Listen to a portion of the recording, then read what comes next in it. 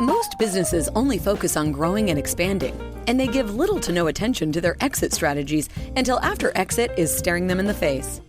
Learn here at Boosting Business Value, brought to you by Blue Sky Business Resources. You'll discover how to shape a more durable and saleable business, and how to implement a powerful, well-planned, and rewarding exit.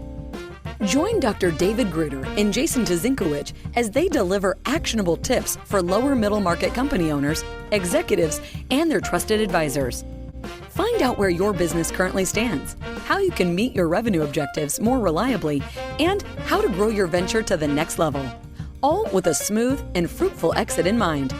Here are your hosts, Dr. David and Jason.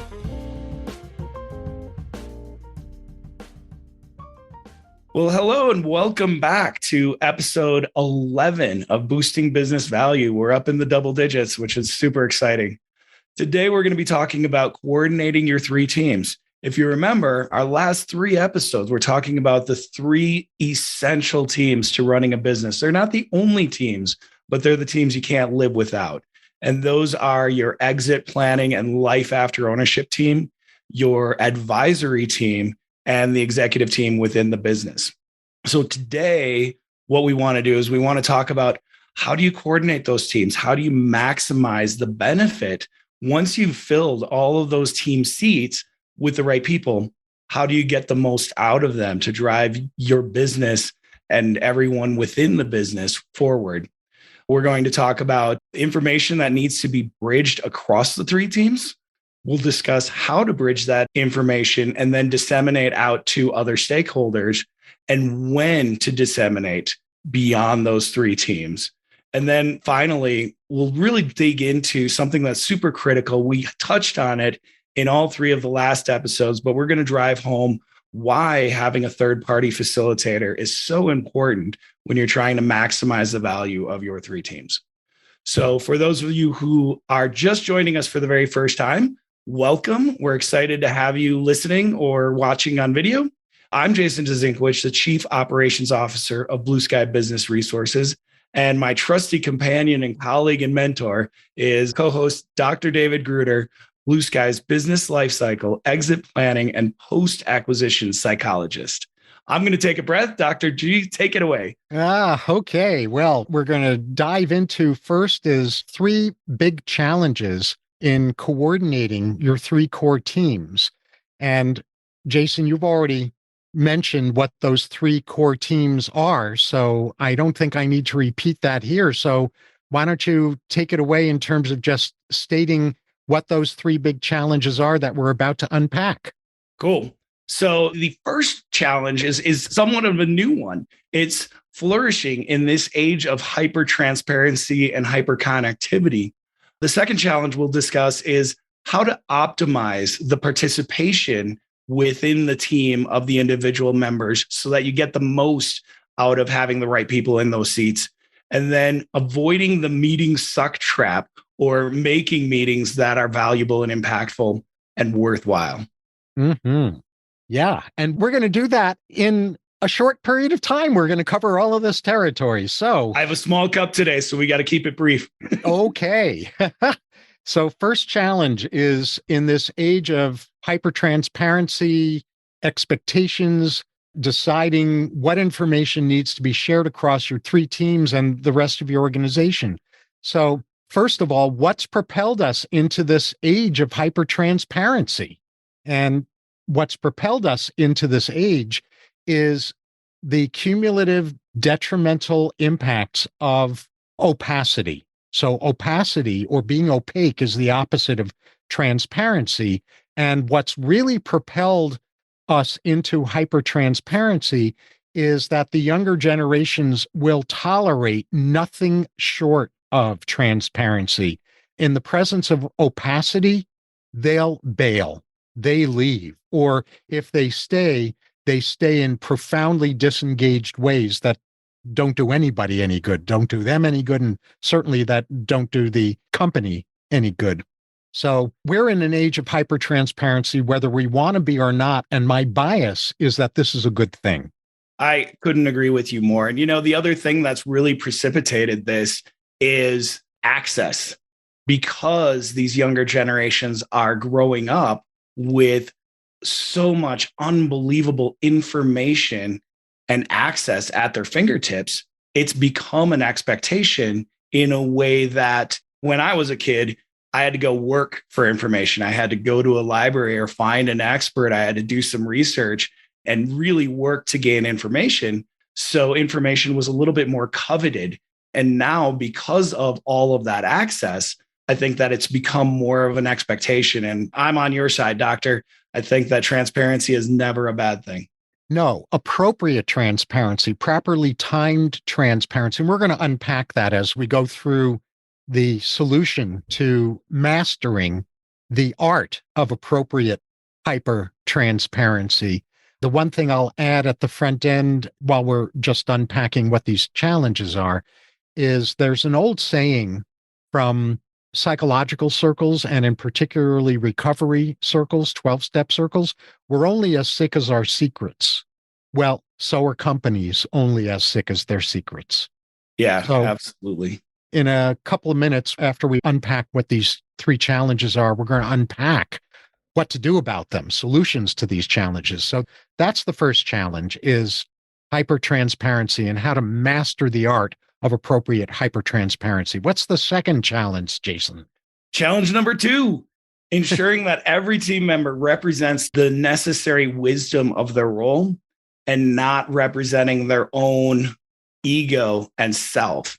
We spent a lot of time in the last few episodes talking about how titles and positions and seats on a team exist to fulfill specific needs. We don't build a team just for fun or for somebody to play poker with. That's a different thing. Business teams, every single member has a cohort or a key piece of wisdom or knowledge that that individual is the steward of, and making sure that as you're working together as a team, that we're working as a team of stewards and not a team of self-propelling and promoting individuals is really important. Mm-hmm. Really important. Well said. And so the third challenge we're going to unpack solutions to is the challenge that everyone is familiar with, which is dreading meetings. And people don't dread meetings, in my experience, because they dread meetings. What they dread is the uselessness of meetings. In my experience, what I have found is that when meetings are truly useful, purposeful, forward-moving, empowering, motivating, et cetera, that people actually look forward to them as long as the meetings aren't happening so frequently that they can't get their work done. So challenge number 3 that we're going to unpack for you is how to get out of the meetings suck trap. Awesome. I'm excited. I think everybody can relate to those valueless meetings and the stress of having so many demands on your time and then sitting in a room away from your hyper-connected self and having your time wasted. So I'm excited about that one as well. Mm-hmm. So now let's just go straight into, I think people can relate to what these challenges are. I think they're pretty clear and straightforward. So let's go straight forward into solving these challenges and giving tools and ideas and concepts to master them. And I'll kick it off with this whole art of appropriate hypertransparency. And one of the things that I always like to say is, if I'm afraid of somebody knowing something about me, then I'm probably doing something wrong in that.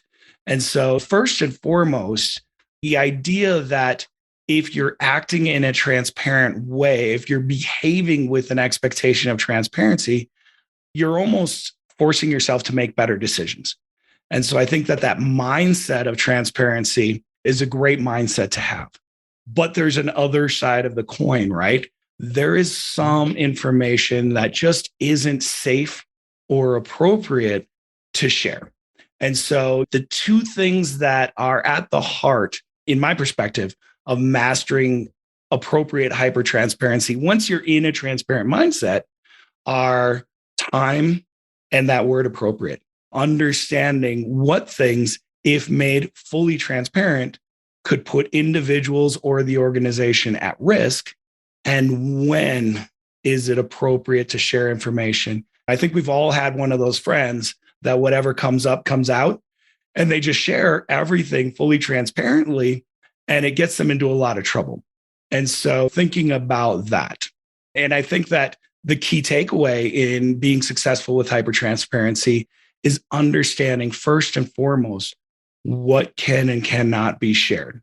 And I know I've said it a couple times, but understanding the only things that should not ever be made hyper transparent are the things that put the organization or individuals at risk.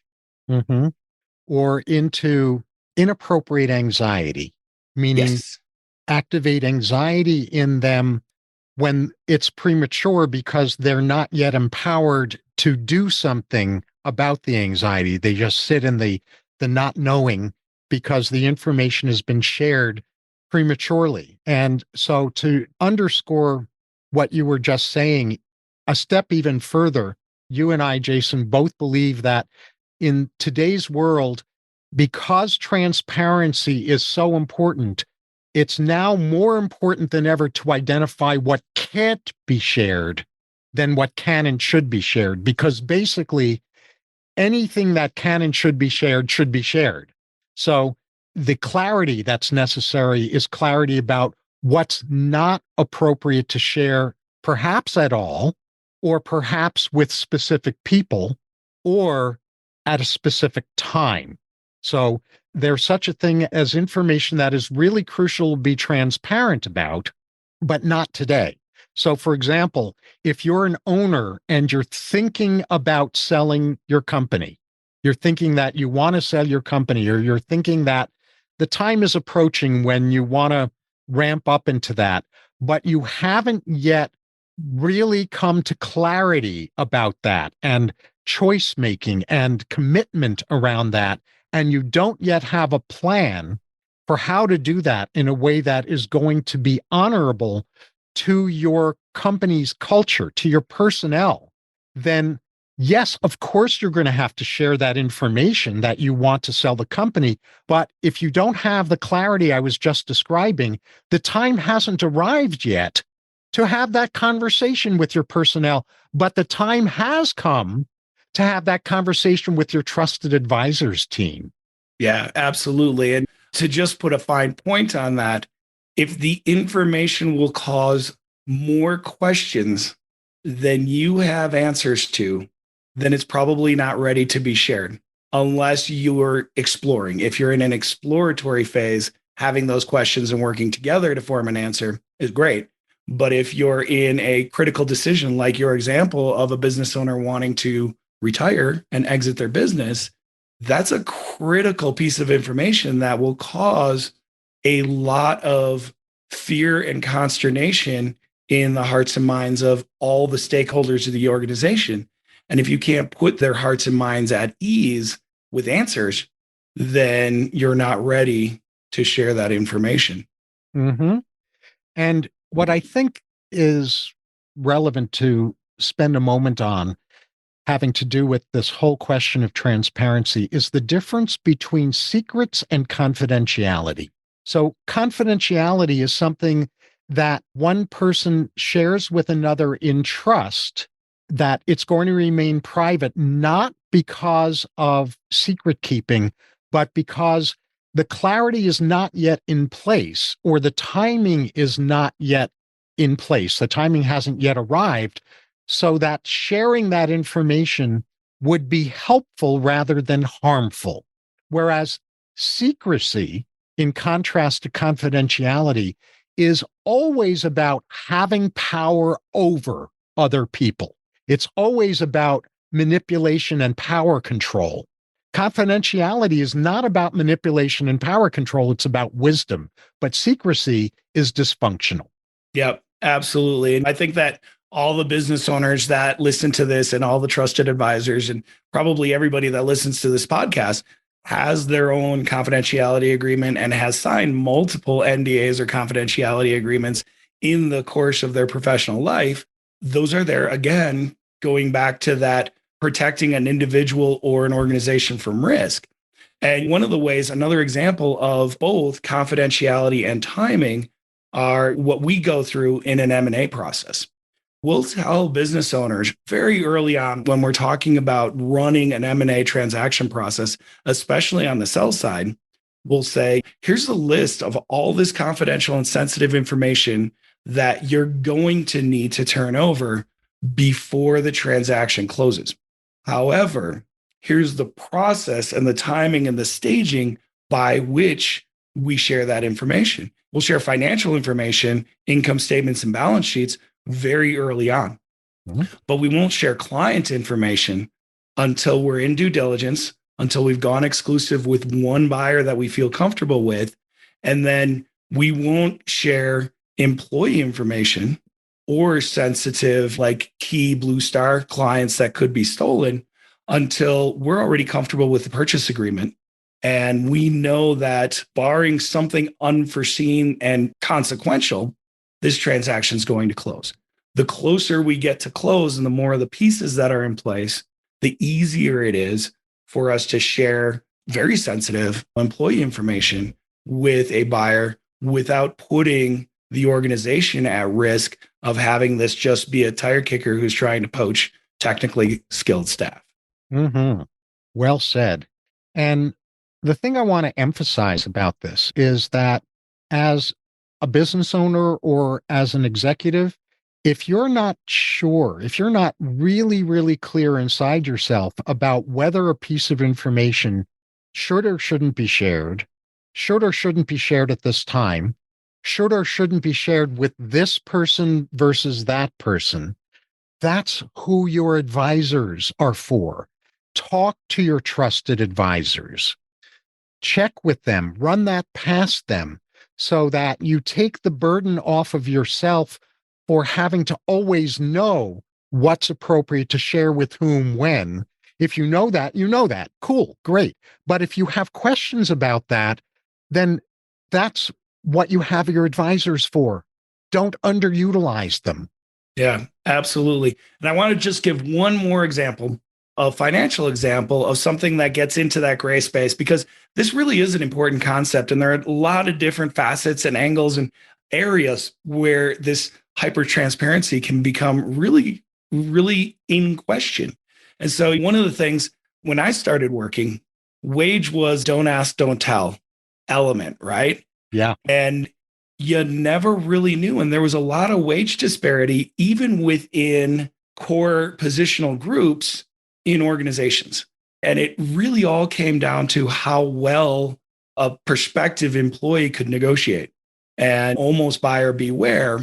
And that lack of transparency of wages was a protection against the business owner or the hiring manager, because they're squeezing some employees that are being paid less than they deserve, while other employees are being paid more than they deserve, but they're all being expected to perform at the same level.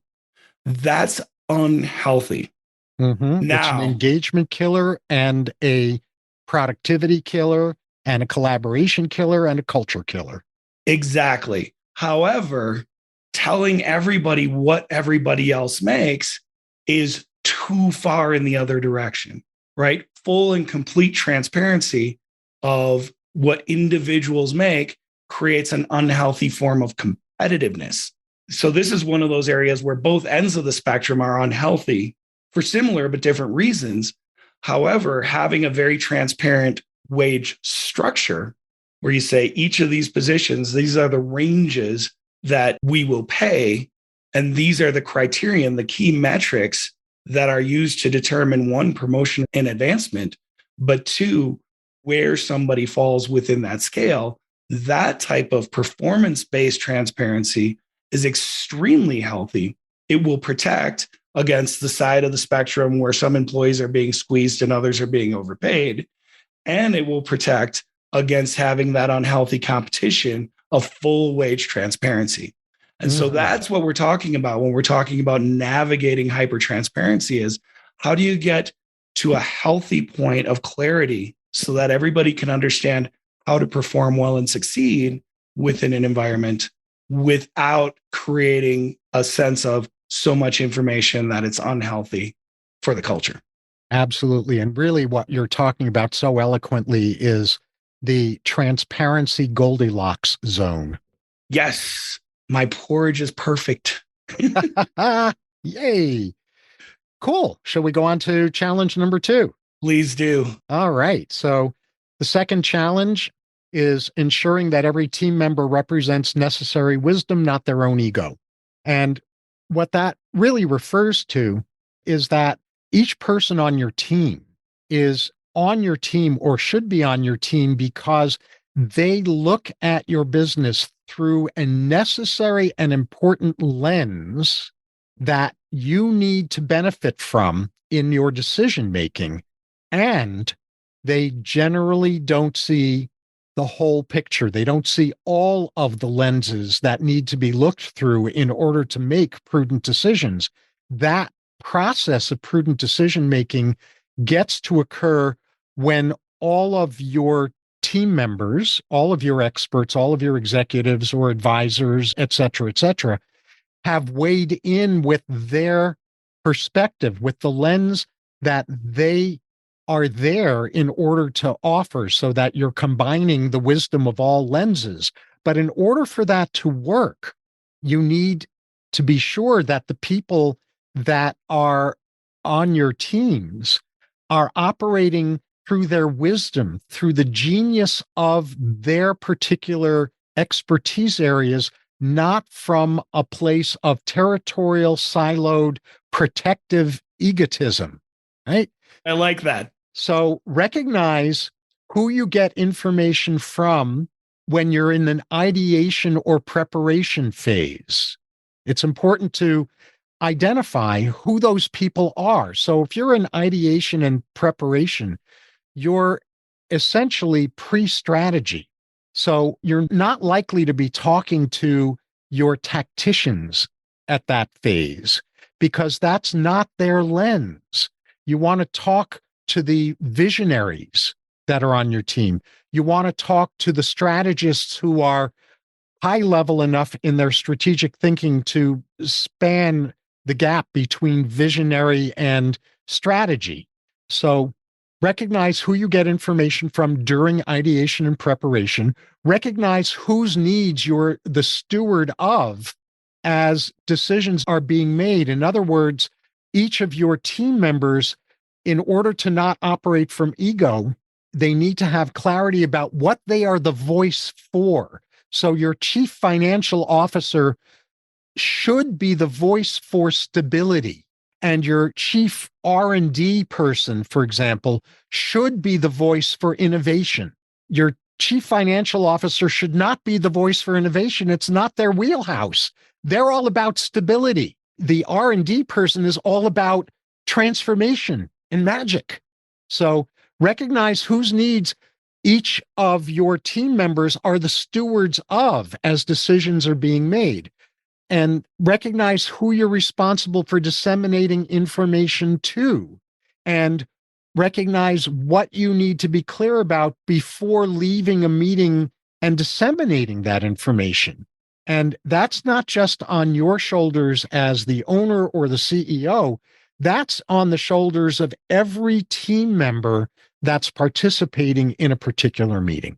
Yeah, well said, my friend. That's a lot to take in, but it's really important stuff. And one of the things that you'll notice as your team gets better at recognizing the charge of their stewardship and acting as that advocate and steward for their charge instead of acting as individual leaders is that it makes decision making so much more clear.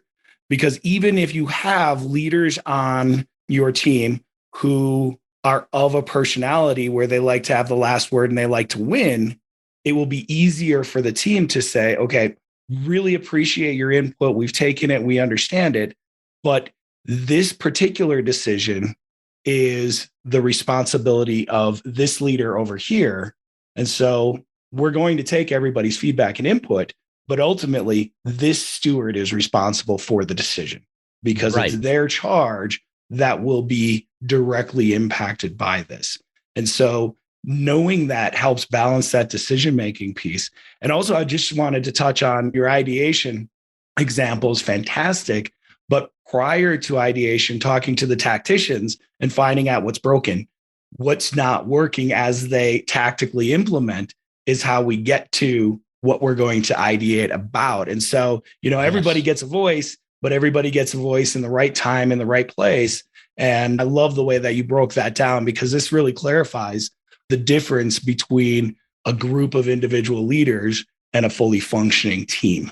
I'm really glad you brought that in. And the one last thing I want to say about this before I'm ready, at least, to move on to challenge number 3 is the interplay, the balance between having lens clarity, being clear about what you're able to see through the lens you look through as a team member, versus the humility that says, I know I don't see the whole picture because that's not my purview.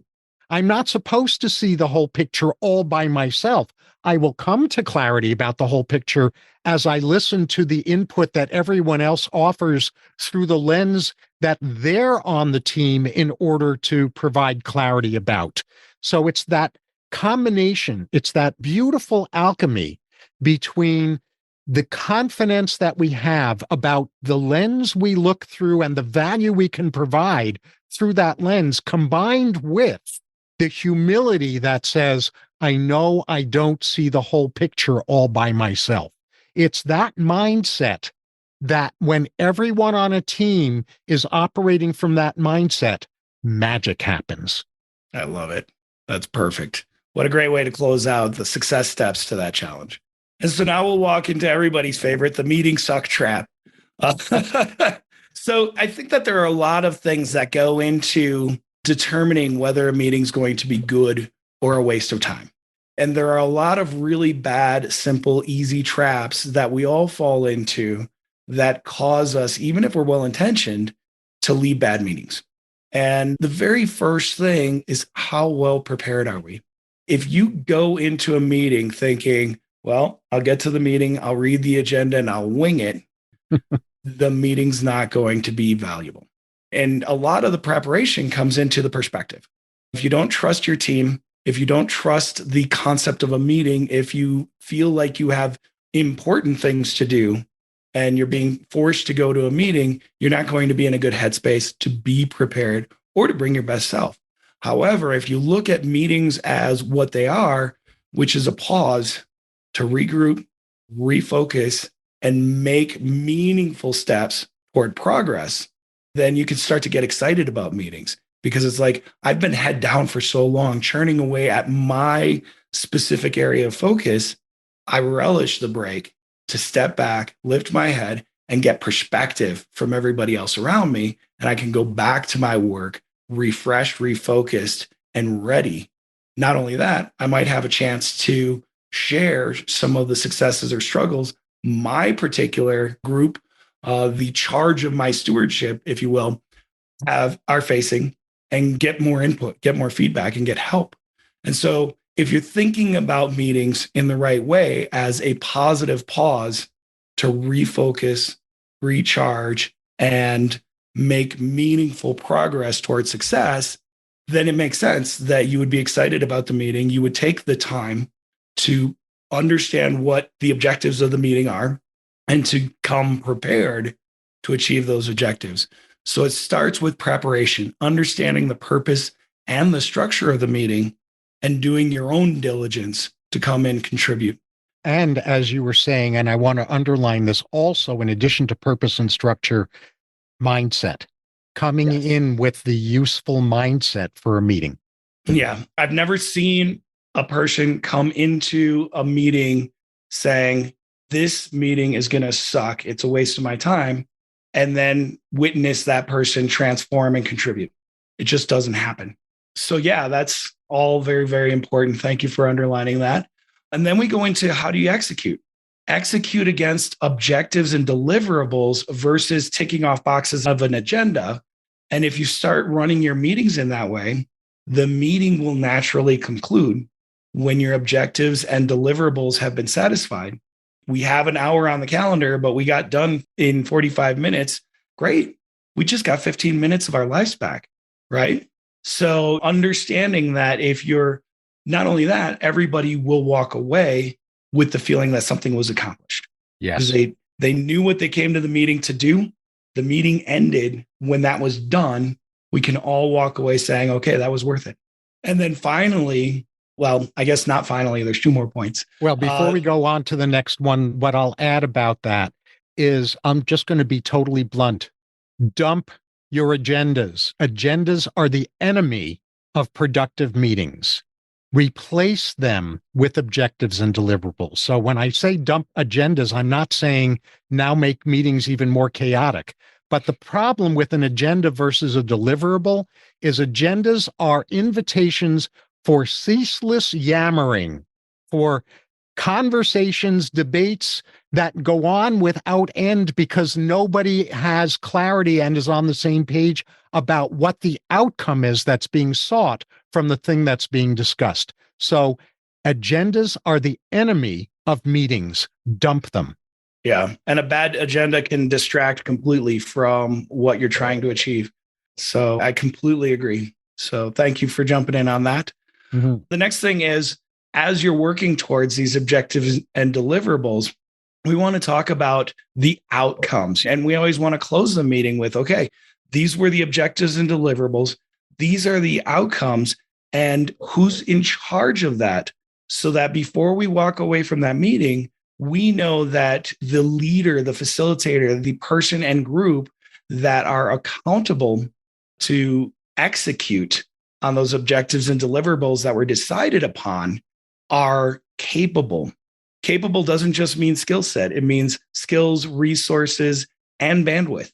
And so making sure that everybody understands what's expected to implement those objectives and deliverables, and we all agree that the accountable party is capable, is crucial to making sure that, okay, we planned ahead, great. We had a good meeting. We made decisions and we were efficient with our time. Fantastic. But now it's, did progress get made after the meeting was adjourned? And that's where the outcomes come in.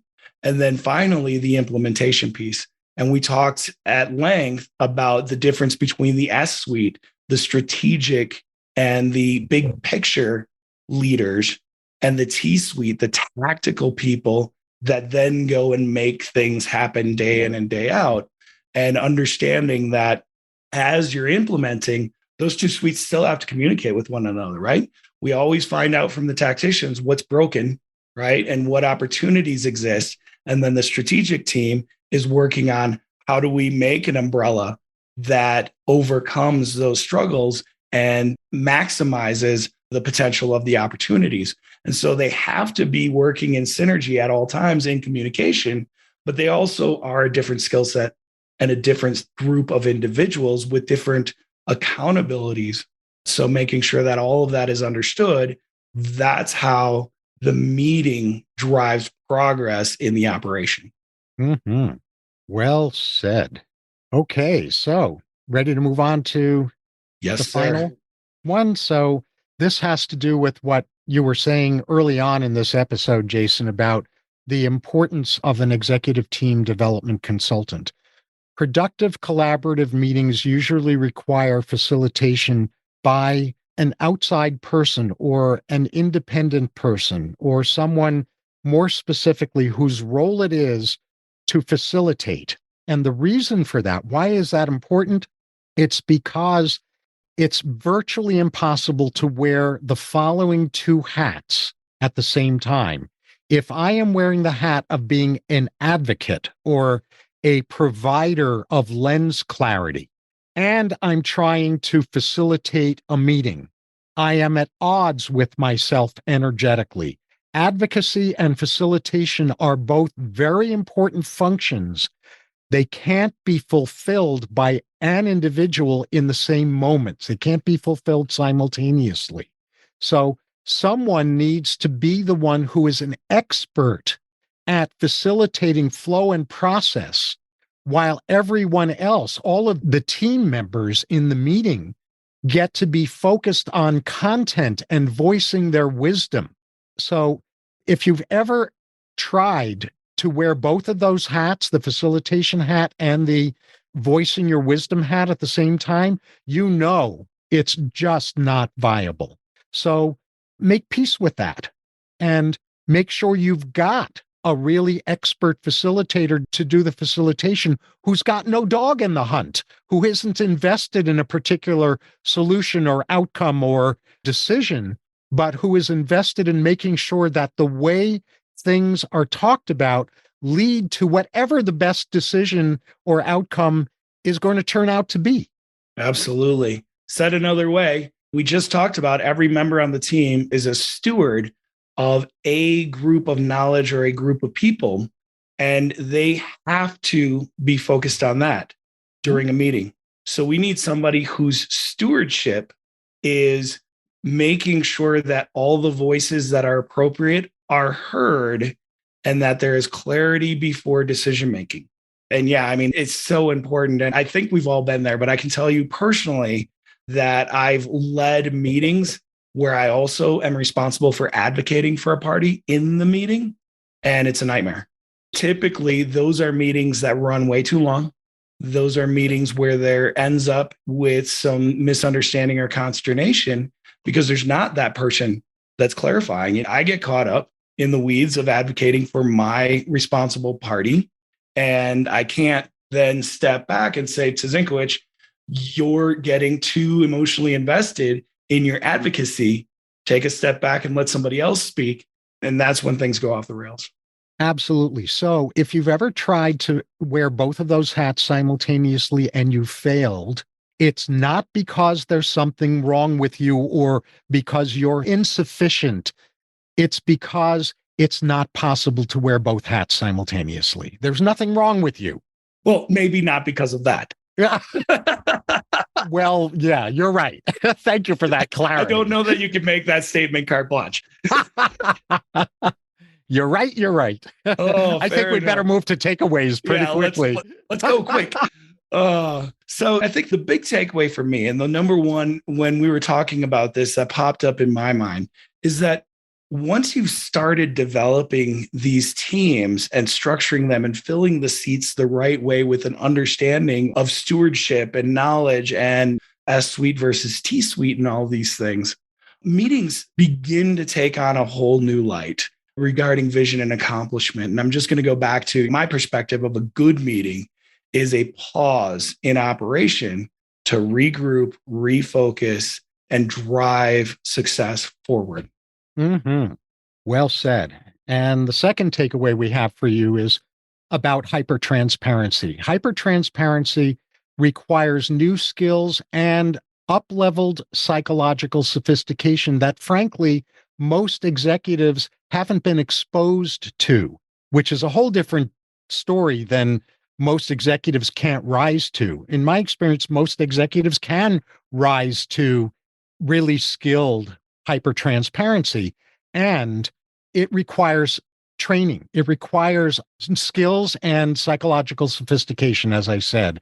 So don't be bashful about seeking that kind of expertise to up-level not only your skills and psychological sophistication around hypertransparency, but to elevate your entire team's skills and psychological sophistication around transparency. Absolutely. And, we talk about a lot of dark horse subjects, right? We talk about a lot of hard work elements of good leadership that we don't hear people talking about in normal circles. But I will tell you, and I know you'll agree, that experientially, executives, entrenched executives, long tenured executives get nervous when you start to talk about hypertransparency. But once they wrap their arms around it and start executing in a hypertransparent way, it's a relief. It's like a burden has been lifted. And so this is one of those dark horse subjects that we'll beat the drum on a lot, but it's largely because it really does improve life for everybody when you can be more comfortable with appropriate hypertransparency. So the next big takeaway is that idea that as a member of a highly functional operational team or advisory team, that you are on that team for a specific reason. You are filling a specific seat and you are the steward of a very clearly defined element of a successful operation, whether that's stewarding knowledge and expertise, stewarding vision, or stewarding a team or division of the organization. And remembering that when you sit down as a leader in a team, you're leaving your ego somewhere else. And you are now a representative of an important subset of the organization. Mm-hmm. Well said. So 2 more takeaways. The first of those 2 more has to do with meetings. Make sure you end each meeting with accountability capable deliverables. In other words, with clarity about who is on point for delivering certain outcomes that have been agreed upon during that meeting. And are they the one that's going to be accountability capable because they have the skills, they have the resources, and they have the bandwidth to get it done, so that everyone walks out of the meeting with their own accountability capable deliverables relevant to their area of expertise, their area of focus in the company. Absolutely. That's huge. That's the only way that meetings end up driving value. So super important. And finally, I'll hit this drum one more time during this episode, and that is make sure you've got a facilitator. And I've seen some organizations very successfully develop a facilitator within the organization that has that one core responsibility inside of meetings. But for those who do not have one, even if you want to identify one and develop them, bring in an expert facilitator, a coach, somebody that can take that responsibility. And 9 times out of 10, if it's within your company's charter to bring that internal, that person can help train your internal advocate, but there needs to be somebody at that meeting facilitating the meeting. And that needs to be their only responsibility within the meeting. Indeed, indeed. Any other final comments before I wrap this up for us? I think we've done it. I think we have. I think we unpacked a whole lot in a short time. It's like Christmas. So, the gifts just keep on coming. That's right. So on behalf of Jason Tuzinkowicz and myself, we thank you once again for listening to this episode. And we really do look forward to reading your thoughts, questions, topic suggestions, and other requests in the comments section. So please make use of that, because we really look at those things and we take them seriously and we want to be of service to you. So we, in addition, want to re-invite you, if you haven't already done this, to click the subscribe buttons so that you're notified immediately whenever we release a next future episode. Fantastic. Well, thank you all and have a great day. That's all for this episode of Boosting Business Value. May your new learning result in the smoothest and most profitable exit strategy for your business. With the right knowledge and guidance, the sky's the limit to what you can do. Do not miss an episode by subscribing to the show. And if you want to learn where your business currently stands, we also have free key opportunity assessments. Find all of them at blueskyadvisors.net/podcast. Thank you for joining us. See you on the next one.